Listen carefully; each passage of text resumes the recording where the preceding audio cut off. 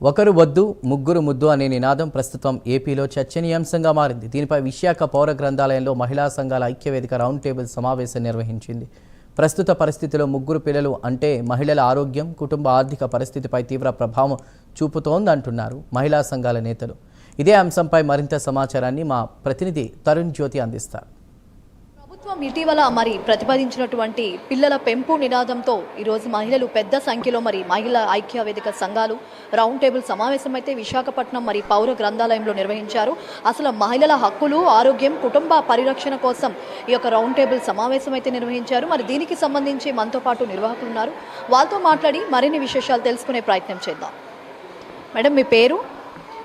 సత్యవతి, ఐక్య మహిళా సంఘాల వేదిక నాయకులు. మేడం, ఈరోజు ఒకరు వద్దు ముగ్గురు ముద్దు అనే ప్రభుత్వ నినాదంపై మీ యొక్క మాటల్లో ఏమని చెప్తారు? ఈ ప్రభుత్వ నినాదం అనేది ప్రజెంటు అంటే పూర్వకాలం ఉండేదేమో, కానీ ఇప్పుడు అది అనువర్తించదు. అంటే గతంలో కూడా ప్రైమ్ మినిస్టర్ గారు ముస్లిమ్స్ ఎక్కువ మంది కంటున్నారు, పిల్లలు ఎక్కువ మంది ఉంటున్నారు, అలాగే హిందువులు కూడా ఎక్కువ మంది కనాలి అని చెప్పి ఆయన కూడా ఒక స్లోగన్ ఇచ్చారు. అంటే ఇది కేవలం ఓటు బ్యాంక్ గురించే అనుకుంటున్నాము. అలానే ఇప్పుడు ఈ కుటుంబ ప్రభుత్వంలో ఉన్న సీఎం గారు కూడా అంటే వాళ్ళ ప్రభుత్వం రెండూ కలిసి ఉన్నారు కాబట్టి ఆయన కూడా ఈ బాట పాటిస్తున్నారు. ఇది ఇప్పుడు ఎలా కంటారండి ముగ్గురు పిల్లలు? వాళ్ళు అసలు నేచురల్గా ఆ ప్రభుత్వ వైద్యాలయాలే, హాస్పిటల్సే లేవు. వీళ్ళు కనాలి అంటే చాలా అమౌంట్ ఖర్చు అవుతుంది. అలాగే ఒక పిల్ల కోసమే ఇప్పుడు వాళ్ళు పెంచలేక, అంటే ప్రభుత్వ ఉద్యోగాలు అవి లేవు, పెంచలేక చాలా బాధపడుతున్నారు. అలాంటిది ముగ్గురు అంటే ఎంత కష్టం అనేది ఆలోచించాలి. ఎందుకని ఈ మాట అన్నారో మాత్రం మేము మాత్రం దీనికి ఐక్య మహిళా సంఘాలుగా వేదిక తరపున వ్యతిరేకిస్తున్నాము.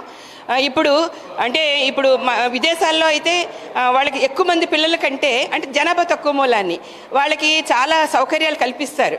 ఇక్కడ మాత్రం కల్పిస్తారు కాబట్టి అక్కడ కంటున్నారు. అంటే అదే బాట మనకి ఇక్కడ వర్తించదు. మనది ఇప్పటికే 140 కోట్ల జనాభా దాటుతూ ఉంది.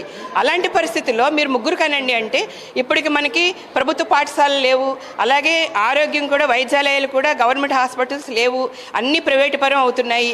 ఇప్పుడు వాళ్ళు చెప్తున్నారు ఇప్పటికే కొంతమంది సరోగ్రసీ మీద కంటున్నారు, అవి మేము ఫ్రీగా ఇస్తాము అంటున్నారు. లక్షల రూపాయలు దానికి అవుతున్నాయి. మరి వాళ్ళు కానీ ఎట్లాగా? ఇవన్నీ చెప్పేయటం కాదు.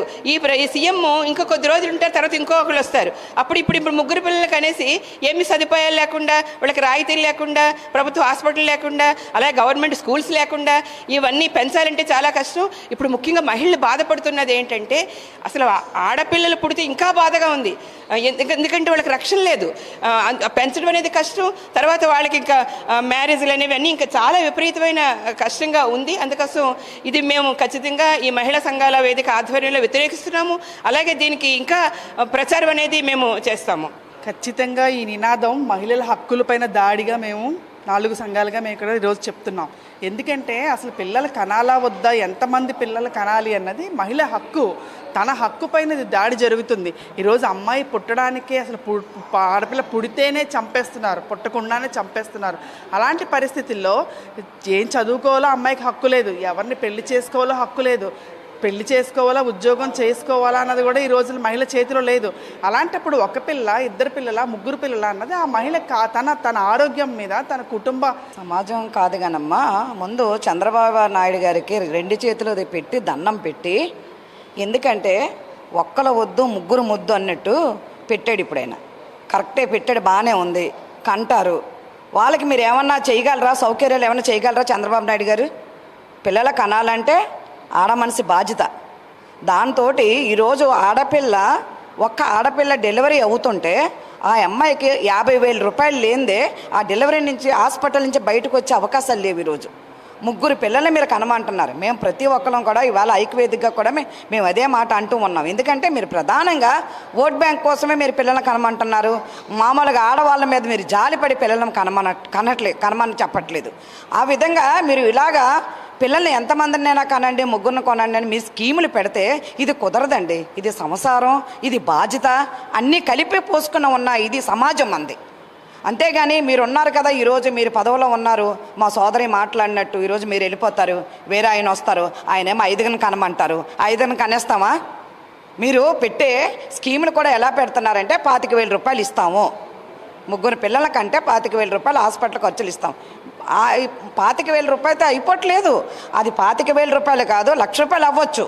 ఇప్పుడు తన కడుపులో ఉన్న శిశువు ఎలా ఉంటుందో ఏంటో ఈరోజు స్కానింగ్ల ద్వారాగా మనకు తెలియపరుస్తున్నారు డాక్టర్లు. మీరేమో ఏంటంటే స్కీములు పెట్టి మేము ఎంత ఇచ్చేస్తాం అంతే. మీరు ఏం స్కీములు పెట్టి ఏం సాధించారండి? మీరు ఈరోజు పిల్లలకి సగం పిల్లలకి మీరు డబ్బులు రావట్లేదు. కాలేజు అమ్మాయిలకి కాలేజు అబ్బాయిలకి ఫీజులు రావట్లేదు. సొంత డబ్బులు పెట్టుకొని తల్లిదండ్రులు ఈరోజు పిల్లల్ని చదివించుకుంటా ఉన్నారు. మహిళకి 1,500 రూపాయలు వేస్తానన్నారు. ఆ 1,500 రూపాయలు వెయ్యలేదు.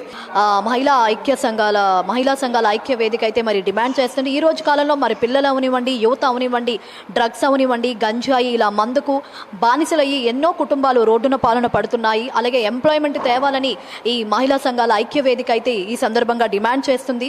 కెమెరామ్యాన్ సుధాకర్తో తరుణ్ జ్యోతి, ప్రైమ్ 9 న్యూస్, విశాఖపట్నం.